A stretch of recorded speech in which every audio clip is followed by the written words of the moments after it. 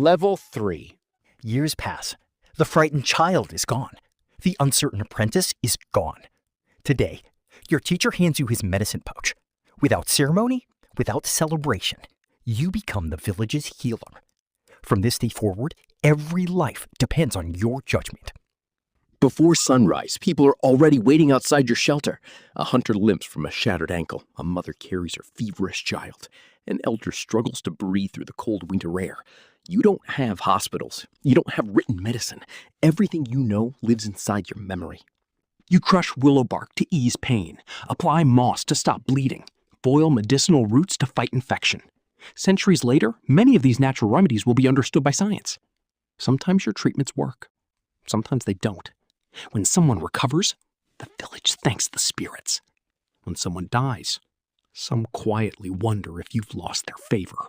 Healing is only half your responsibility. Every hunt begins with your blessing. Every newborn receives your protection. Every funeral passes through your hands. You stand beside the chief during important decisions. Should the tribe move before winter? Should they risk crossing the mountains? Should they avoid a valley where game has disappeared? Everyone turns to you. Your knowledge comes from watching nature. Bird migrations, animal behavior, river levels, the changing stars overhead. These signs often reveal what the seasons will bring. Soon, neighboring camps hear about the healer whose predictions often come true. Families travel for days hoping you'll cure a sick child or bless a dangerous journey. Payment arrives in many forms. Fine animal pelts, rare amber, polished stone tools, dried meat.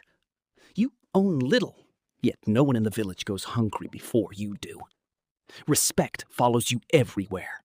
Children stop playing when you pass. Hunters lower their heads. Even the chief listens carefully before making difficult choices. But respect carries a terrible burden. If famine comes, if disease spreads, if hunters never return, the blame reaches your doorstep first. Then, one evening, an old woman arrives trembling. She claims something followed her home from the forest. Not an animal, something unseen. For the first time, herbs alone won't solve the problem. The entire village expects you to confront whatever hides beyond the firelight. Your teacher quietly says, "You've learned to heal the living. Now, you must walk among the spirits." Level 4. Not every illness leaves a wound. Not every danger has footprints. Some fears exist only in the human mind. Your people believe the world is alive. The rivers have spirits. The mountains remember. The ancestors still watch from beyond death. Whether these beliefs are literally true matters less than what they accomplish. They give meaning to loss, hope during hardship, and courage in the face of the unknown. Tonight, you enter the sacred circle alone. No weapons, no companions. Only fire, smoke, and silence. Hours pass. Your breathing slows. The dancing flames become impossible to ignore.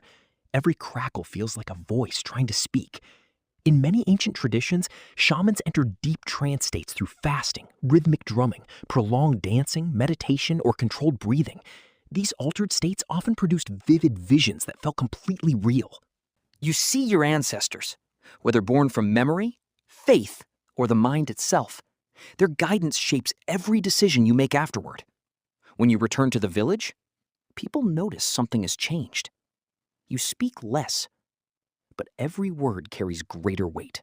Now you don't simply heal illness. You settle disputes, interpret dreams, choose sacred days for marriages, hunts, and migrations. Even the chief refuses to begin a war until you've read the signs. Your influence has quietly surpassed physical strength. The greatest hunter kills with a spear. You move an entire tribe using only your voice. But every vision comes at a cost. Long fasts weaken your body. Sleepless nights cloud your thoughts. The line between the spirit world and reality grows thinner each year. You begin wondering, are the spirits speaking? Or have you listened to them for so long that you no longer know the difference? Yet your people never doubt. To them, you are the bridge between two worlds.